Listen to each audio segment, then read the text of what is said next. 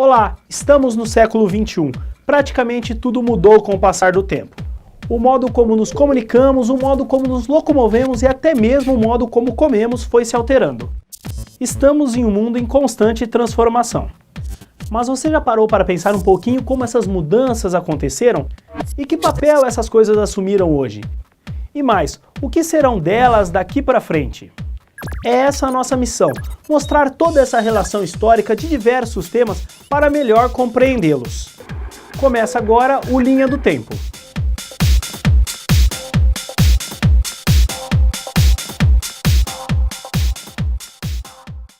A oferta de educação a pessoas com deficiências mudou bastante com o passar dos anos. No Brasil, após um longo período de exclusão e abandono, as atenções a esse tema ganham corpo no século XIX. Em 1854, ocorre a criação do Instituto dos Meninos Cegos, hoje Instituto Benjamin Constant, e 3 anos depois, do Instituto dos Surdos Mudos, atual Instituto Nacional de Educação de Surdos, ambos na cidade do Rio de Janeiro. O perfil, contudo, era muito mais voltado às deficiências visuais e auditivas, continuando a excluir as limitações físicas e, principalmente, as intelectuais. Tal cenário começou a mudar apenas a partir de meados do século XX, quando inicia-se a articulação de uma política de educação especial. É nessa época que surgem instituições como a Sociedade Pestalozzi do Brasil e a APAE. Em 1969, o Brasil contava com mais de 800 escolas especializadas na educação de pessoas com deficiência intelectual. Na década de 80, a educação especial começa a ganhar o caráter de inclusão. O primeiro passo para isso é em 1988, com o artigo 208 da Constituição Brasileira, que garante o atendimento, preferencialmente na rede regular de ensino, aos indivíduos que apresentam deficiência. Em dezembro de 1996, é publicada a Lei de Diretrizes e Bases da Educação Nacional, 9.394.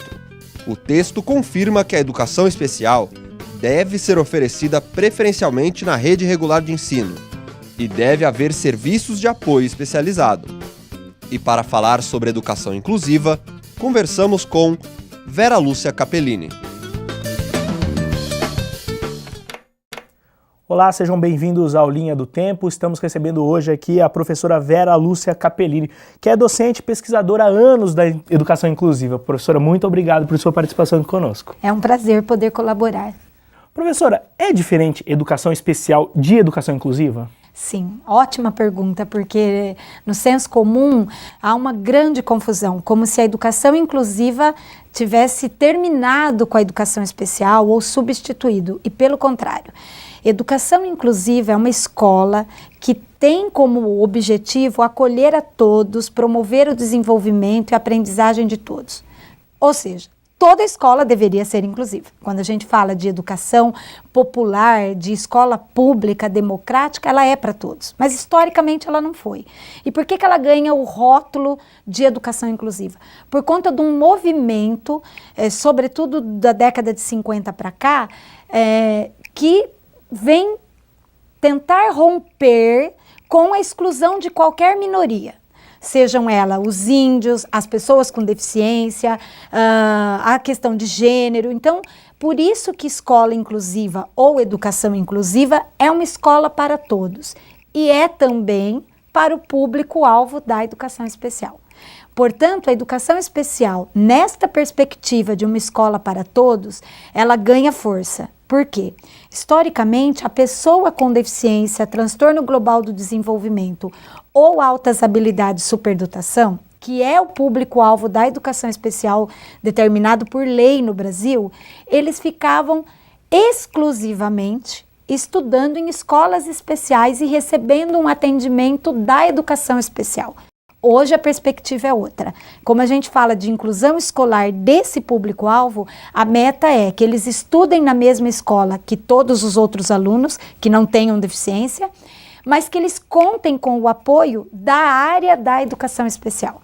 Então, a educação especial é uma área de conhecimento que tem por objetivo avaliar, buscar novas estratégias, ofertar o atendimento educacional especializado, complementar ou suplementar.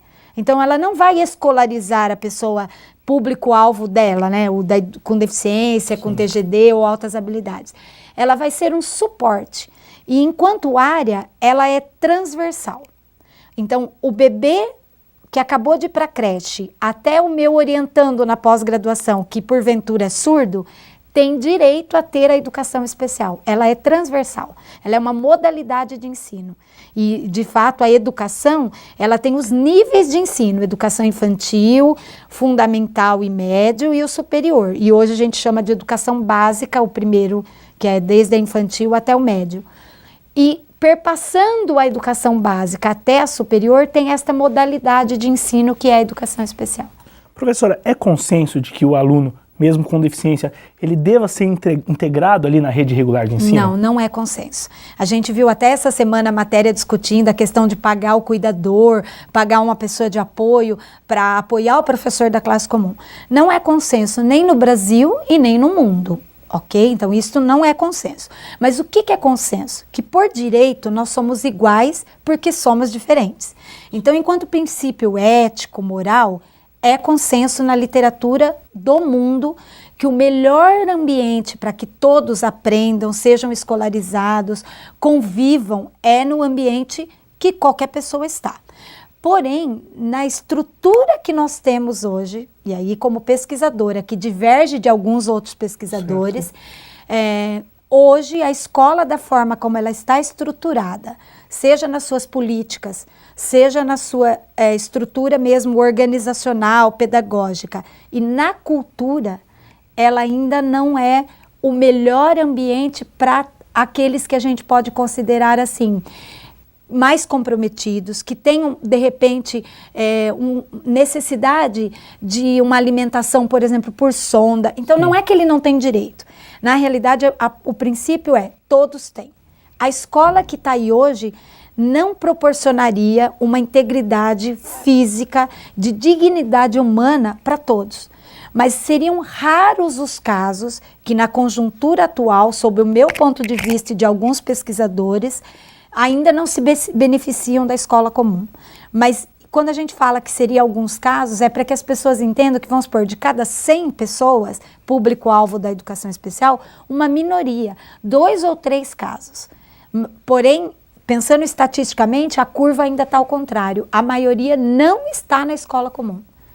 Tá? Esse é um mito ainda. A senhora falou alguns pontos. A própria estrutura física da escola barra a inclusão? Barra. Por exemplo, um aluno que é cadeirante e ele quer participar e tem direito de participar da quadra, de todos os ambientes. Esta escola tem que derrubar as rampas para que ele esteja lá. É uma barreira arquitetônica. E se preciso for, ele tem que entrar na justiça para que essa escola mude imediatamente para que ele esteja lá. Então, esse, na minha concepção, que demanda uma mudança de barreira física, ele tem que estar lá. Toda criança que nasce hoje, eu e alguns pesquisadores no mundo, a gente vem defendendo que nenhum mais seja excluído. Então, nasceu um bebê com uma deficiência muito comprometida. Por que levar o recurso para ele para uma escola separada? Se o problema é o recurso, eu levo o recurso para a escola que eu tenho. E aí essa escola vai se modificar com a entrada dele, o recurso vai para lá. Agora pensa num adulto com 18 anos que viveu a vida toda num ambiente mais segregado, que tem um aparelho próprio para ele, que às vezes está numa cama, que não tem uma comunicação verbal, que tem uma deficiência intelectual, que às vezes é até difícil de conseguir avaliar o quanto ela é comprometida. Aí eu tiro ele de uma escola especial, por exemplo, e coloco numa classe comum. Ele tem que ser matriculado na faixa etária dele. Então, ele não vai lá para os pequenininhos. Certo. Ele vai para um ambiente de 18, 17, se é a idade dele. Isto equivaleria ao ensino médio, quase indo para a faculdade. No ensino médio, a escola está trabalhando com 45 alunos, com conteúdos abstratos, que pressupõem leitura e escrita. Então, eu estaria ferindo a dignidade desse aluno, fazendo uma inclusão dessa forma agora, dessa natureza. Forçado, né? Isso. Agora, se é um aluno que a gente teve o prêmio Nobel da Física lá, que é altamente comprometido no motor, ele nasce hoje, e ele tem oportunidade da gente equiparar, e equiparar é oferecer recursos de tecnologia assistiva desde bebê, e ele vai para a escola comum desde bebê, esta escola se modifica de tal forma que ele faz parte, ele está integrado naquele ambiente. Então, eu não estou ferindo a dignidade dele. Agora, trazer para um ambiente que não está e que ele próprio, vamos supor, que não tenha a questão da leitura, da escrita, um comprometimento muito acentuado, que não tenha comunicação. E aí a escola não tem comunicação alternativa, né? Ele é uma pessoa que precisa do cuidador o tempo todo. Devia ter começado lá atrás. Lá atrás. Então, para esses casos, e é difícil até limitar qual caso. Para mim, nenhum mais deve ser excluído ao nascer. Mas aquele que vai, eu acho que todo cuidado deve sempre se levar. Um advogado que, porventura, tem uma deficiência física, disse para mim, professora Vera, a lei fria, ela sempre depende de quem interpreta. E a interpretação que a gente dá é, eu estou ferindo a dignidade humana dele? Então, se eu estiver ferindo a dignidade humana, que benefício essa inclusão forçada, que a escola não tem nenhum recurso para equiparar as oportunidades, eu estou ofertando para ele. Tá? Mas isso não é consenso. Professora, a senhora citou várias vezes Brasil e o restante do mundo. Sim. Como que o Brasil está nessa questão? Ele é muito... A gente vê muitos casos, muitos temas que o Brasil está muito longe. É isso para esse tema também entra essa questão? Pelo contrário, eu tive a oportunidade de fazer o meu pós-doutorado na Espanha. Então, o que nós temos no Brasil? Uma educação para qualquer pessoa muito ruim. Então, o Brasil está defasado nesse aspecto de educação inclusiva, considerando o público-alvo da educação especial? Não. As nossas leis brasileiras, em termos de educação especial, numa perspectiva de inclusão escolar, é uma das melhores do mundo. Então, em garantia de direito, a gente tem o Estatuto da Pessoa com Deficiência, várias questões, a gente tem o Fundeb dobrado, que é o recurso para pagar o professor do AEE. Então, em termos de legislação, o Brasil é ponta. Em termos da perspectiva de inclusão, o Brasil também é, porque a gente vem desde 2001, do antigo Plano Nacional de Educação com essa proposta. 2001, as diretrizes já era para que se tivesse inclusão escolar. Todavia, a forma como a gente organiza, ainda a gente deixa a desejar. Por exemplo, escola especial no Brasil é filantropia. Tá? Então, se eu tenho ainda, é quase sempre filantropia, o que é isso? O serviço público não tomou para si, coisa que em outro país eu já vi que era diferente. Então, a gente vive ainda com uma ideia de assistencialismo, de caridade. Outro problema que é grave no Brasil, a articulação educação especial com a educação comum é muito ruim. Por exemplo, nos Estados Unidos, é muito comum eles terem o COTIT, ou seja, professor de educação especial atuando dentro da classe comum com o professor da classe comum, professor de física, de matemática. Há uma parceria de expertises que a gente fala, do conhecimento que um tem com o da outra área. No Brasil, isto não acontece. Nenhum lugar, porque enquanto política é a do contraturno. O que é a política do contraturno? O aluno vai de manhã na escola comum, volta no período contrário para ter o apoio especializado no contraturno. Alguns têm dificuldade de voltar, alguns têm dificuldade com o transporte. E o professor do contraturno pouco interage com o do outro turno. Tá? Nós temos escolas de 2 turnos, coisa que em outros países quase não existe. É período integral, quase todas as escolas. Ok, professora. Professora, vamos fazer um breve intervalo. O Linha do Tempo volta já já. Fique aí, é rapidinho.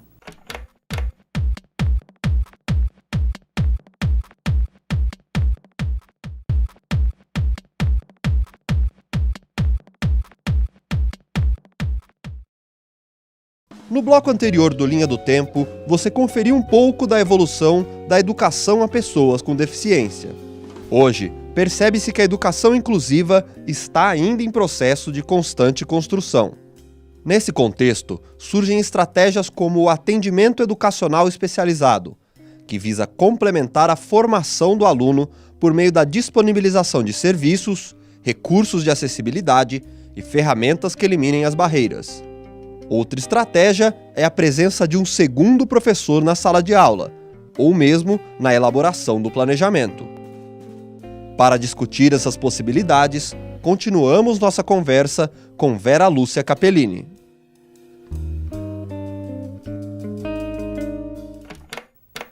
Estamos de volta com Linha do Tempo, hoje recebendo aqui a professora Vera Lúcia Capellini, que é docente e pesquisadora da educação inclusiva. Professor, o corpo docente está preparado para lidar com essa questão? Olha, de modo geral, nem no ensino superior e nem na educação básica. Mas essa máxima não estar preparado, nós também não podemos mais se pautar nela.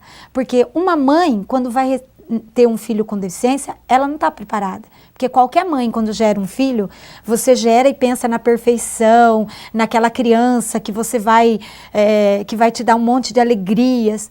Então, uma mãe não está preparada para ser mãe de um filho com deficiência. Quando ele nasce, na convivência com ele, ela vai aprendendo a conviver, a modificar algumas crenças que ela tinha.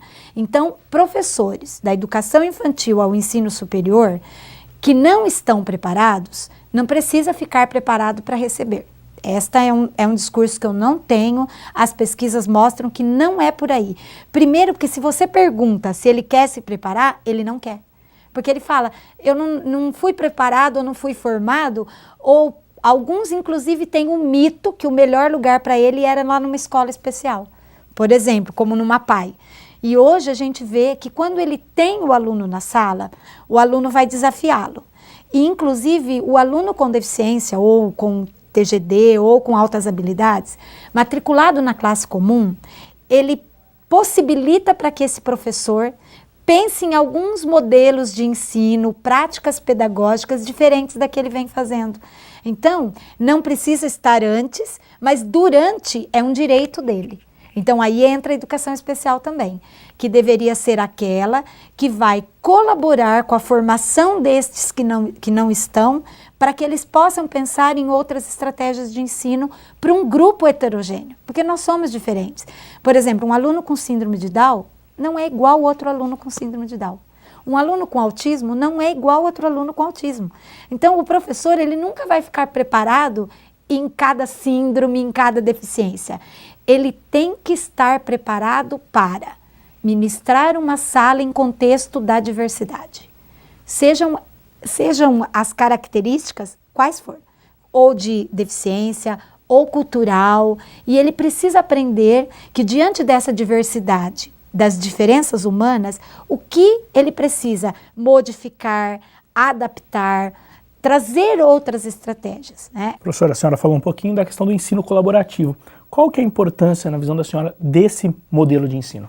Olha, não só nos Estados Unidos, mas em outros países, este modelo de ensino é o que as pesquisas vêm apontando, que é uma grande possibilidade da inclusão escolar ser bem sucedida. Então, enquanto princípio ético, a gente já sabe que é direito, mas aí não é só colocar lá, todos precisam aprender. E os dados têm apontado, e meu doutorado mostrou isso, que quando você está junto com o professor de classe comum, e você, por ter conhecimento, por exemplo, tecnologia assistiva, comunicação alternativa, todos os recursos que a educação especial historicamente foi construindo, desde o século XVI, Montessori, por exemplo, que foi uma médica, ela desenvolveu material pedagógico, vários, que a gente utiliza até hoje para o trabalho com pessoas com deficiência. Então, usar os recursos da área da educação especial em conjunto, seja na sala de aula ou no planejamento dessas aulas, a literatura vem apontando como uma das melhores estratégias que beneficia não só o aluno com deficiência, toda a turma. Tá? Então eu vejo como, e no Brasil, para não ficar só no pessimismo que não é possível, o Espírito Santo, o município de Vitória, conheceu o meu doutorado e a secretária de Educação colocou como política pública o ensino colaborativo.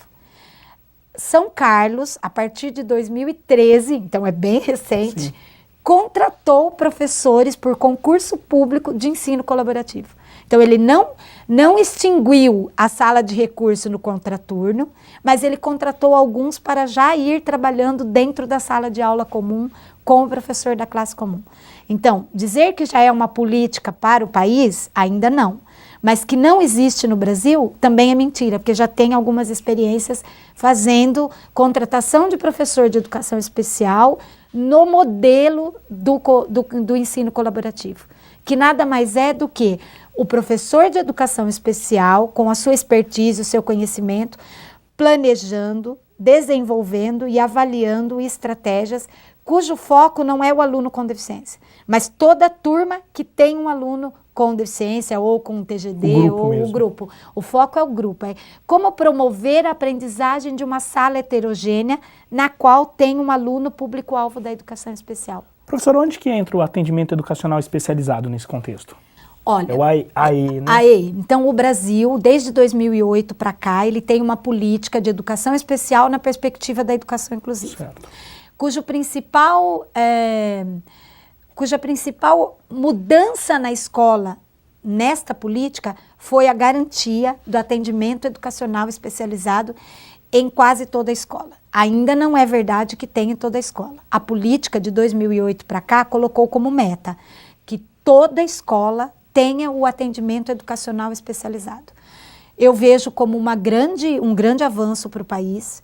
E aí, qual é os entraves para que ele de fato, seja benéfico para todo aluno público-alvo da educação especial? Primeiro entrave. Como ele só pode ser ofertado no contraturno, a articulação entre os dois professores. Então, é um entrave. Essa conversa, esse diálogo, Esse diálogo entre o da comum e o da especial. Outra dificuldade, de alguns pais, inclusive do aluno ir no contraturno. E eu vejo como um entrave a formação do professor do AE.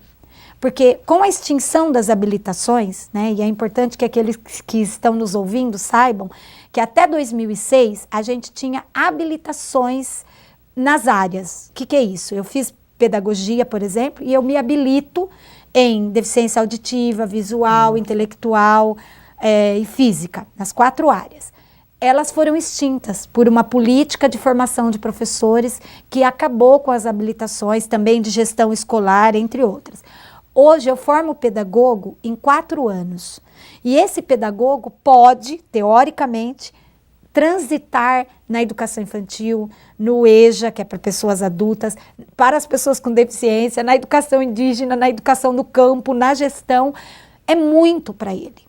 E coisas que em outros países não são assim, né? A gente vê que a formação é por nível, por exemplo. Eu formo um professor de educação infantil, eu formo um professor de educação especial, eu formo um professor dos anos iniciais. O Brasil, não. Então, eu penso que isso foi um retrocesso. E para eu ofertar o AE, como eu vou ensinar braille para um cego que tem direito de aprender o braille se eu não sei? Quem vai formar esse professor que precisa saber braille, que precisa saber libras? Porque libras, por exemplo, para o surdo, ela é a primeira língua. É um direito dele de ter libras e de ter a língua portuguesa como segunda língua, porque é a brasileira. Então, esse professor que está ofertando o AE tem tido muita dificuldade, porque agora a ele tem ficado cursos de especialização, quase sempre aligerados, 360 horas, muitas vezes na modalidade à distância, e eu não estou aqui dizendo que modalidade à distância não é bom, mas quando ela não é ofertada de qualidade, quando é esses cursos que às vezes visa mais o mercado e não a qualidade, ele faz um curso que não o capacita para ser esse professor especializado. E aí o aluno que está tendo o AE, que é em decorrência da política de 2008, ele está tendo um serviço que nem sempre é de qualidade. Então eu falo que o AE é um direito, ele ainda não existe em toda a escola, e quando ele existe, ele precisa ser melhor estruturado, tanto na formação do professor que vai atender o aluno com deficiência no AE, quanto na articulação com os professores de classe comum.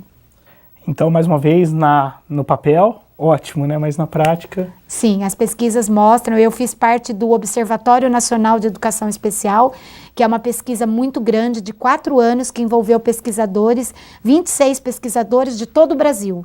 As federais entraram com pesquisadores de cada federal, e no caso do Estado de São Paulo, da USP e da Unesp. E nós acompanhamos como está a implementação do AE por esse país, que é tão grande e tão diverso.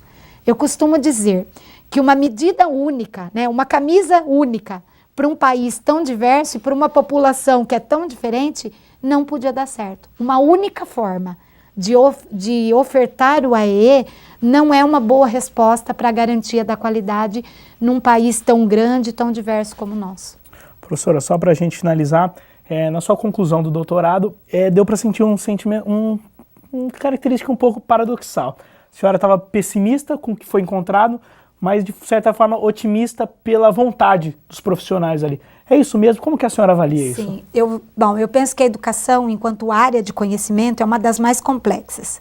E a educação especial, por sua vez, e no meu doutorado, há um ar, e é paradoxal mesmo, e há um ar, por isso que ela é dialética, há uma crença na mudança, porque a gente, se for olhar para a época que eles eram mortos, jogados aos leões, ou que era atribuído a ele uma condição de sub-humano, nós avançamos muito. Barreiras arquitetônicas estão sendo derrubadas todos os dias.